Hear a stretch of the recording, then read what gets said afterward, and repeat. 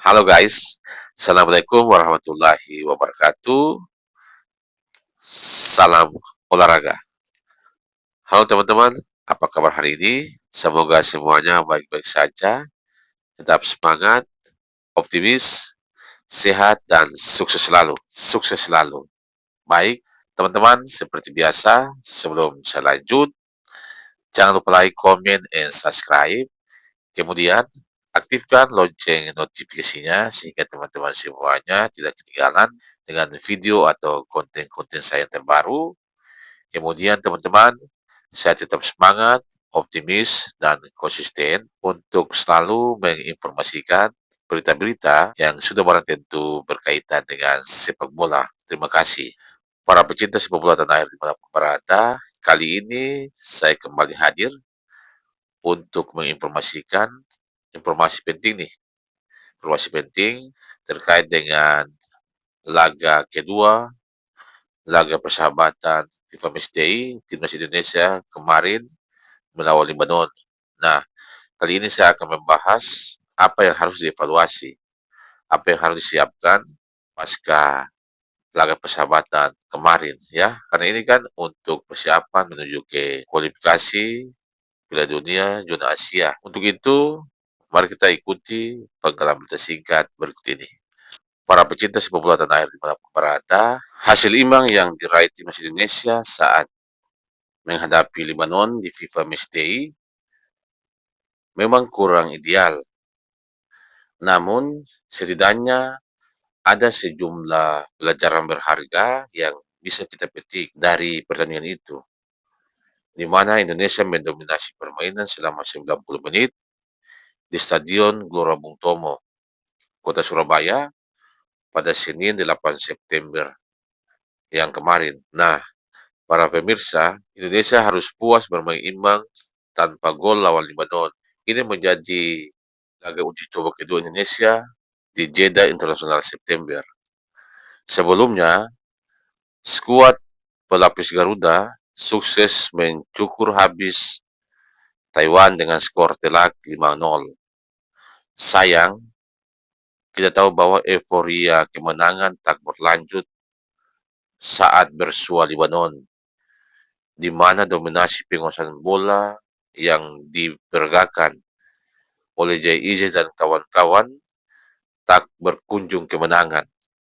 Kendati demikian, ya, timnas Indonesia tak boleh larut dalam kekecewaan. Itu harga mati. Hasil seri lawan Lebanon kiranya bisa jadikan pelajaran berharga sebelum bertarung di babak keempat kualifikasi Piala Dunia 2026 nanti ketika melawan Arab Saudi dan Irak. Setidaknya ada 3 catatan penting yang bisa dipetik dari hasil laga Indonesia versus Lebanon ini. Nah, mari kita lihat pemirsa. Yang pertama, stabilitas. Ya, stabilitas. Ini penting. Artinya apa?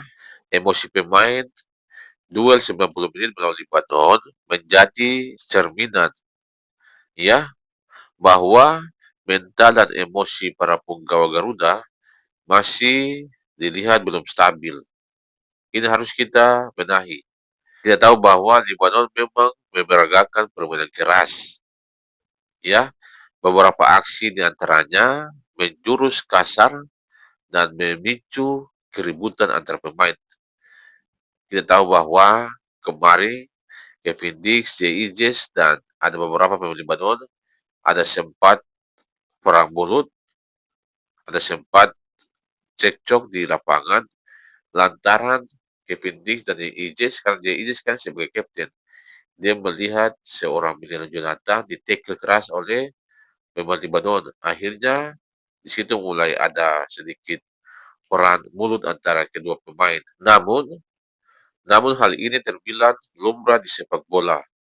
Apalagi kita tahu bahwa Lebanon tinggal bagaimana para pemain lebih berpikir jernih agar tidak mudah tersulut emosi. Para pemirsa, mari kita lihat lagi. Pemain berlabel top Eropa. Seperti kita tahu bahwa Kevin Dix dan Jay Ijes harus mengevaluasi diri. Harus mengevaluasi. Ini penting. Meredam emosi di lapangan bukan perkara takut ribut, melainkan cara cerdas untuk menjaga fokus permainan sepanjang laga. Emosi yang meledak-ledak tanpa arah tidak boleh lagi terjadi saat menghadapi Arab Saudi dan Irak.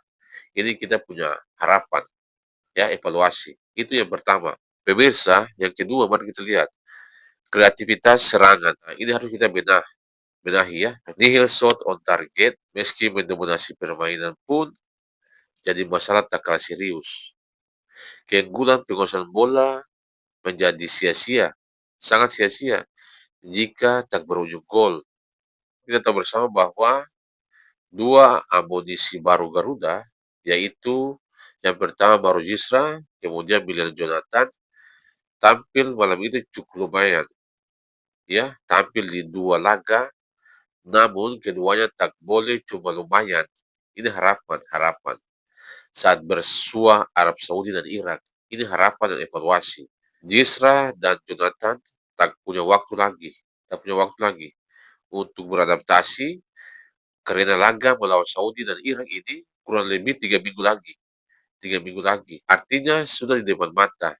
Dan ini merupakan laga hidup mati. Hidup mati apapun terjadi. Menuju cita-cita kami semua, cita-cita bangsa Indonesia ke Piala Dunia 2026. Itu harapan. Harapan besar dari publik sepak bola tanah air. Jadi, catatan penting untuk Miliano dan Mauro, kemudian secara kolektif semua pemain di timnas Indonesia ketika menghadapi Irak dan Arab Saudi, itu harga mati harus menang. Sudah tidak ada lagi tawar-menawar. Apapun terjadi, harus kita menang.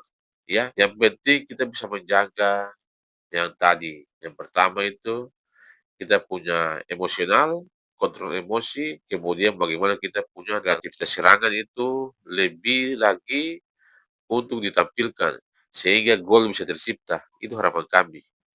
Nah, para pemirsa, bukan hanya itu.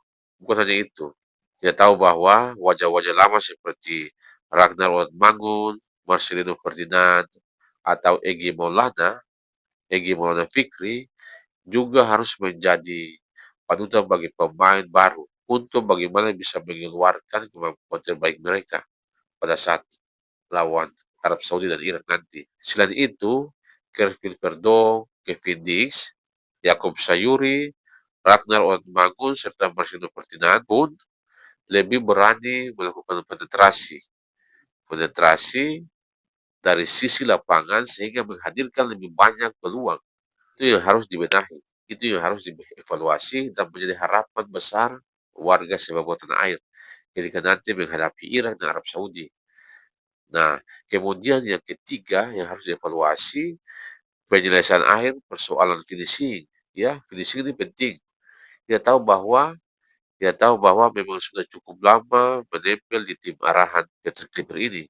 Karena itu, cedera yang dialami oleh Romedi juga menjadi kerugian maha besar bagi timnas Indonesia. Sebab Romedi sudah cukup klop dengan strategi Clipper, cukup menyatu. Chemistry-nya sudah dapat, ya.